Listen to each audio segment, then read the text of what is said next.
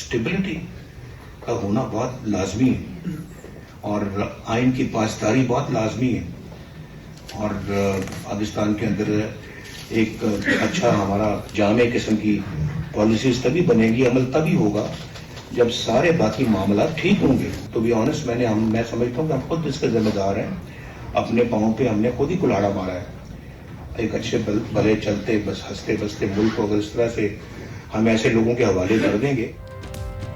जहां आए दिन वजीर आजम बदलते हों वहां मुल्क कैसे चल सकता है। अचानक किसी को क्या होता है, कुल्हाड़ा चला दिया जाता है, हंसता बसता मुल्क उजाड़ दिया जाता है। हमारे खिलाफ बिला वजह इंतकामी कार्रवाइयां होती रही। लीगी कायद नवाज शरीफ का सियालकोट चेंबर ऑफ कॉमर्स से खिताब, कहा बेटे से तनख्वाह ना लेने पर मेरी छुट्टी कर दी गई। करोड़ों लोगों के नुमाइंदे को 5 बंदों ने उठाकर बाहर फेंका। समझ नहीं सका कि जेल क्यों देखनी पड़ी, इलेक्शन में हेराफेरी क्यों की, आरटीएस क्यों बंद किया। बिला वजह हमारी हुकूमत को खत्म किया गया। ऐसे बंदे को लाया गया जिसे सिर्फ गाली देना आती है। ऐसे बंदे को लाने वाले उतने ही जिम्मेदार हैं। पाकिस्तान बार बार गलतियों का मुताहमिल नहीं हो सकता।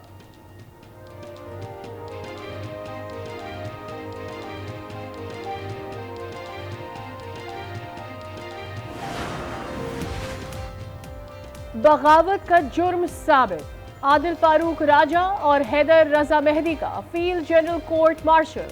आईएसपीआर के मुताबिक आदिल फारूक राजा को 14 साल कैद बामुशक्कत और हैदर रजा मेहदी को 12 साल कैद बामुशक्कत की सजाएं सुनाई गई। दोनों को फौजी एहलकारों को बगावत पर उकसाने पर सजा सुनाई गई। सजा के तहत 21 नवंबर को दोनों के रैंक्स भी जब्त कर लिए गए। दोनों के बैंक अकाउंट्स मुंजमद और पासपोर्ट और शनाख्ती कार्ड मनसूख। नाम भी एग्जिट कंट्रोल लिस्ट में डाल दिया गया है।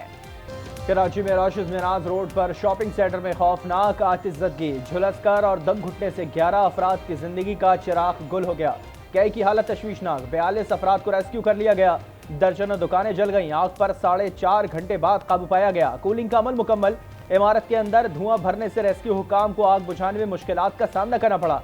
इब्तदाई तहकीकात के मुताबिक आग जनरेटर में शॉर्ट सर्किट के बाइस लगी थी।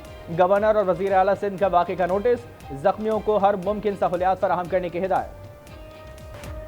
सदर मुमलिकत आरिफ अलवी ने इख्तियारात का गलत इस्तेमाल किया, ओहदे की तज़हीक की। सदर आरिफ अलवी के खिलाफ सुप्रीम कोर्ट में दरख्वास्त दायर। सदर को काम से रोकने और आइन की खिलाफ वर्जी पर कार्रवाई की इस्तदा। कहा सदर पूरी कौम का होता है, एक सियासी जमात का नहीं। सदारती दफ्तर पीटीआई सियासी सरगर्मियों के लिए वक्फ कर रखा है। आम इंतखाबात की तारीख देना सदर का काम था, उन्होंने नहीं दी। सदर गैर कानूनी तौर पर असेंबली तहलील के मुर्तकब हुए हैं।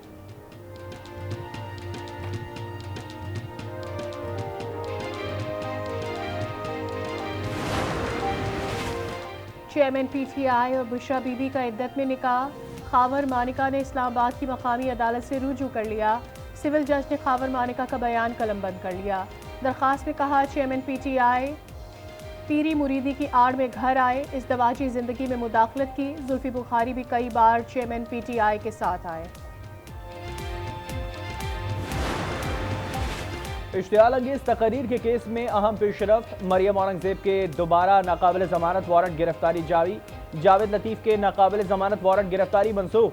एटीसी लाहौर की जावेद लतीफ समेत दीगर को 9 दिसंबर को पेश होने की हिदायत। मरियम औरंगजेब की बरियत की दरख्वास्त पर प्रोसिक्यूशन से जवाब तलब।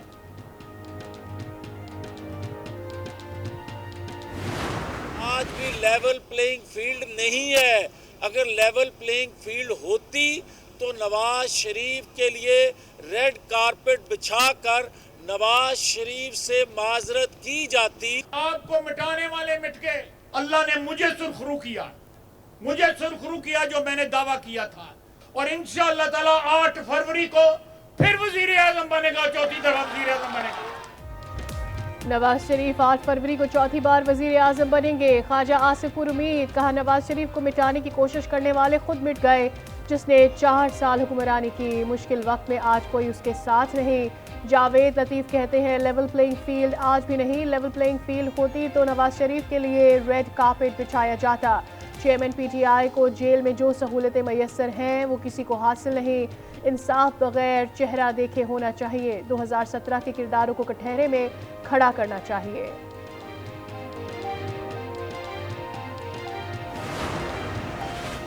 इलेक्शन कमीशन का आम इंतखाबात में पाक फौज की तैनाती का फैसला। वजारत दाखिला से सिक्योरिटी से मुतालिक रिपोर्ट तलब, मरासला इसार कर दिया। लिखा, चारों सूबों से एहलकारों की दस्तयाबी, तादाद और प्लान भी दिया जाए। विफाक और सूबे इलेक्शन कमीशन की मुआवनत के पाबंद हैं।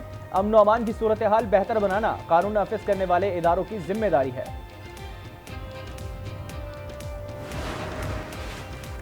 इलेक्शन का बिगल बज चुका है। पीटीआई का जवानों से मजबूत रिश्ता खत्म हो चुका।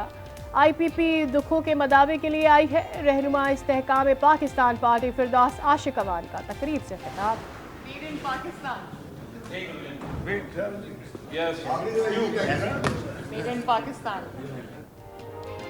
मरियम नवाज का दौरा सियालकोट। मरियम नवाज ने फुटबॉल मरियम औरंगजेब की तरफ उछाली। मरियम नवाज ने मेड इन पाकिस्तान का नारा लगाया।